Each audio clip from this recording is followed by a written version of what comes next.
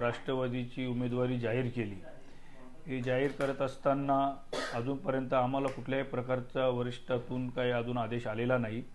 आणि मला तरी वाटतं ज्या अर्थाने सांगलीची जी जागा ही शिवसेनेने जाहीर केली, अशा पद्धतीने ही भिवंडीसुद्धा वरिष्ठांना न विचारता त्यावेळी जाहीर केलेली आहे।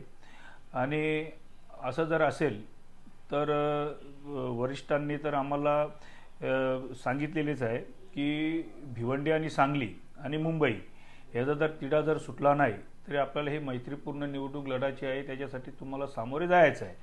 आणि त्यावेळेला आम्ही पण त्यांना सांगितलेले आहे की तुम्ही जो आदेश देणार त्या आदेशावर आम्ही 100% ठाम आहोत। मैत्रीपूर्ण निवडणूक लढायची असेल तर मैत्रीपूर्ण निवडणूक लढवणार।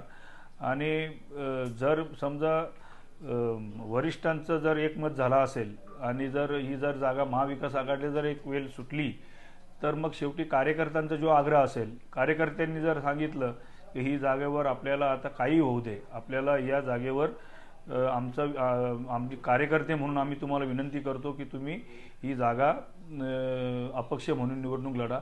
आणि ही वेळ आली अपक्ष तर अपक्ष लढून, कारण त्याचं सर्वांना माहिती आहे की या संपूर्ण कोकणमध्ये 7 लोकसभांपैकी एकही लोकसभा ही काँग्रेस पक्षाला मिळाली नाही। पुन्हा या कोकणमध्ये काँग्रेसचा पंजा हा नष्ट झालेला आहे। म्हणजे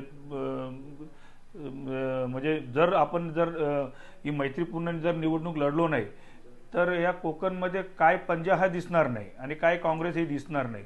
त्याच्यामुळे जर वरिष्ठांनी जर सांगितलं की मैत्रीपूर्ण निवडणूक तर मैत्रीपूर्ण निवडणूक, पण निवडणूक लढणार।